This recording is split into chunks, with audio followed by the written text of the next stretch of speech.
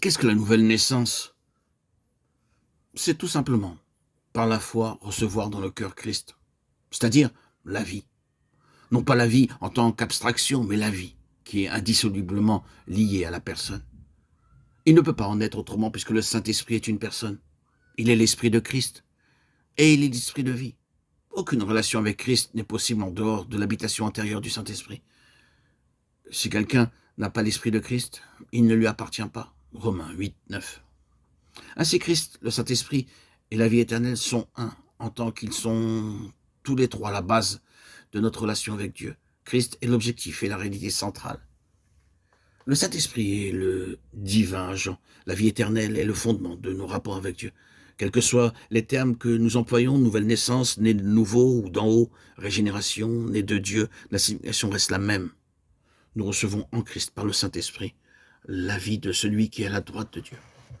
Le processus de conformation à son image reste lettre morte jusqu'au moment où cette vie est déposée en nous. De même que la vie qui se manifeste chez jeunes nouveau-nés porte en germe tous les éléments, toutes les possibilités, tout le potentiel de l'homme fait, de même à la nouvelle naissance, la vie de son esprit que nous recevons alors contient en germe tout ce que représente Christ amené à la perfection. Cette vie-là n'existe par nature chez personne. C'est le don de Dieu à la nouvelle naissance, le fruit de la régénération par le Saint-Esprit. Et c'est autour de cette vie nouvelle et intérieure que gravitent tous les intérêts de Dieu. Donner à cette vie l'accroissement qu'elle comporte, en développer toutes les caractéristiques, tel est le seul objectif que poursuit le Saint-Esprit chez l'enfant de Dieu.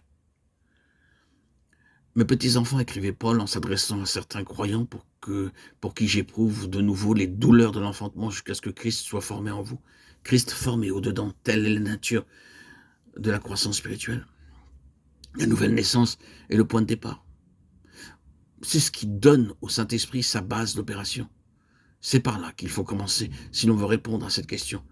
Quelle nature de l'union avec Christ? C'est être un avec lui, dans sa vie ressuscitée et souveraine. En lui, le triomphe complet de cette vie est déjà consommé. Le second point dans cette question d'union avec Christ, dans son état, est, bien sûr, la sanctification. Qu'est-ce que la sanctification? Le but que nous poursuivons ici va nous permettre de ramener cette importante doctrine à deux propositions bien simples. La sanctification est premièrement un acte, l'acte de se donner à Dieu sans partage. Sous l'ancienne alliance, quand une personne ou une chose était sanctifiée ou consacrée ou dévouée par interdit, c'est le même mot, elle était d'abord prise à part, séparée de tous les autres intérêts en présence, et devenait la possession exclusive de Dieu. Puis la sanctification en second lieu est quelque chose de progressif. C'est le processus par lequel toutes les perfections morales de son humanité glorifiée se feraient un chemin, de par l'action de Dieu dans la vie du croyant. C'est par une révélation intérieure de l'esprit que nous le contemplons. Ce qui nous est révélé n'est pas autre chose que cette grande vérité, à savoir que Christ a été fait pour nous, sanctification. Sanctification pour nous et sanctification en nous. Par le simple fait de le contempler, nous sommes transformés et nous passons d'un degré de gloire à un autre degré de gloire, comme par le Seigneur, l'Esprit. 2 Corinthiens 3, 18. Ce que le Seigneur demande de moi, c'est que je cède, que je m'abandonne, que je croie, que j'obéisse. Cela, bien sûr, ne va pas tout seul.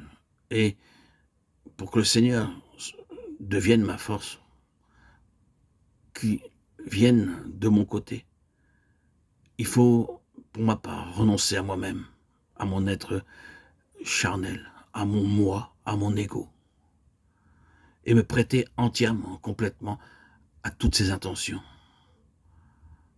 Être l'esclave de Christ, son prisonnier.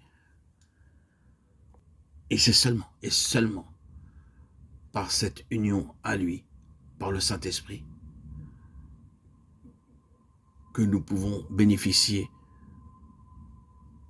d'être sanctifiés